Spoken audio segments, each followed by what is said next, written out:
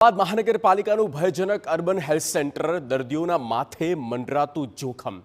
અમદાવાદ મહાનગરપાલિકા દ્વારા વરસાદી અને રથયાત્રાને લઈને શહેરના કોટ વિસ્તારમાં ભયજનક ઇમારતોને તોડી પાડવાની કામગીરી કરવામાં આવી, જેમાં દરિયાપુર વિસ્તારના અર્બન હેલ્થ સેન્ટરની બિલ્ડિંગ ભયજનક હોવાથી હેલ્થ સેન્ટરને અન્ય જગ્યાએથી ખસેડવાની ફરજ પડી।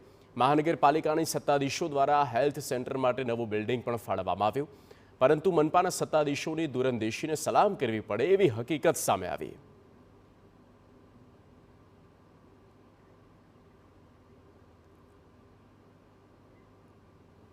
ચોમાસુ અને રથયાત્રા બંને એક સાથે જ આવે છે અને એના જ ભાગરૂપે અમદાવાદ મ્યુનિસિપલ કોર્પોરેશન એવી ભયજનક ઇમારતોની બહાર નોટિસ લગાવે છે અને કેટલીક એવી ઇમારતો જેમને જમીનદોસ્ત પણ કરતી હોય છે।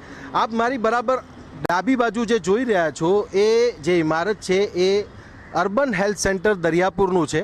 આ અર્બન હેલ્થ સેન્ટરની જે ઇમારત છે ઇમારત જૂની અને જર્જરિત હોવાથી આ જે બિલ્ડિંગ છે એ બિલ્ડિંગ ખાલી કરાવવામાં આવ્યું છે અને અર્બન હેલ્થ સેન્ટરને શિફ્ટ કરવામાં આવ્યું છે। સ્વાભાવિક રીતે લોકોની જાનમાલની સુરક્ષા છે એ ખૂબ જરૂરી છે અને રથયાત્રા દરમિયાન પણ લોકો ઉપર ચડીને ભગવાન જગન્નાથજી, બલભદ્ર અને સુભદ્રાજીના દર્શન કરવા માટે એકઠા થાય અને પાછલા વર્ષમાં બનેલી જે દુર્ઘટના છે એના જેવી દુર્ઘટના ન સર્જાય એ માટેનો આ એએમસીનો પ્રયાસ છે અને એટલા માટે જ્યાં નોટિસ લગાવવામાં આવી છે।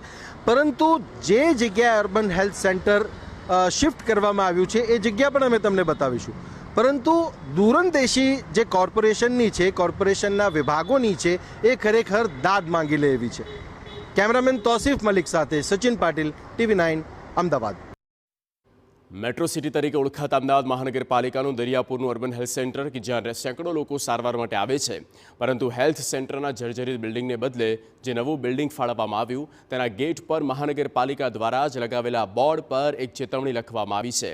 આ મકાન ભયજનક છે। અત્યારે સવાલ ઊભા થાય છે કે ગુજરાતની સૌથી મોટી અને 15,000 કરોડનું બજેટ ધરાવતી મહાનગરપાલિકા પાસે શું અર્બન હેલ્થ સેન્ટર માટે જગ્યા નથી?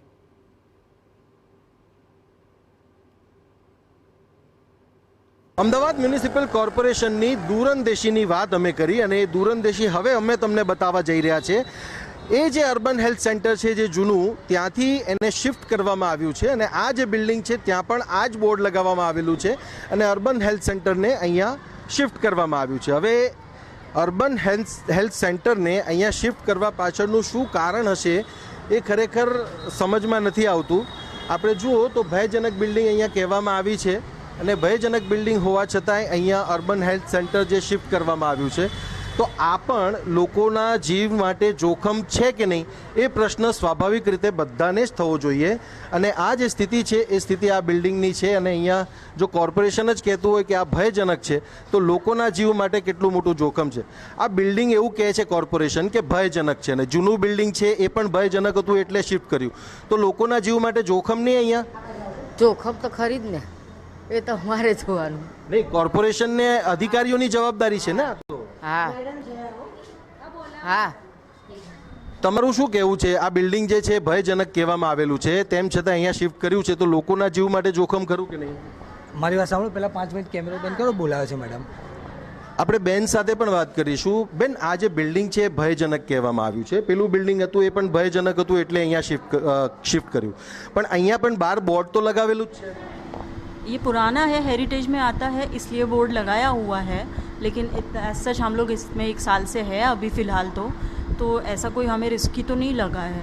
तो फिर बाहर कॉर्पोरेशन ने बोर्ड, क्योंकि हेरिटेज में आता है तो लगाया हुआ है, मुझे आइडिया नहीं है ज़्यादा इस चीज़ का।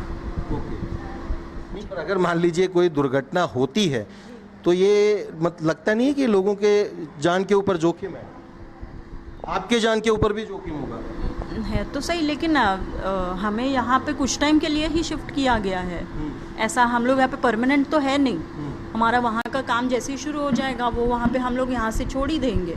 जो કોર્પોરેશન પાસે વિકલ્પ હોત તો એવો કોઈ વિકલ્પ શોધવો જોઈતો હતો કે જેનાથી આ જોખમ લોકોની ઉપર કે સ્ટાફની ઉપર ન આવે। કેમેરામેન તૌસીફ મલિક સાથે સચિન પાટીલ, TV9 અમદાવાદ।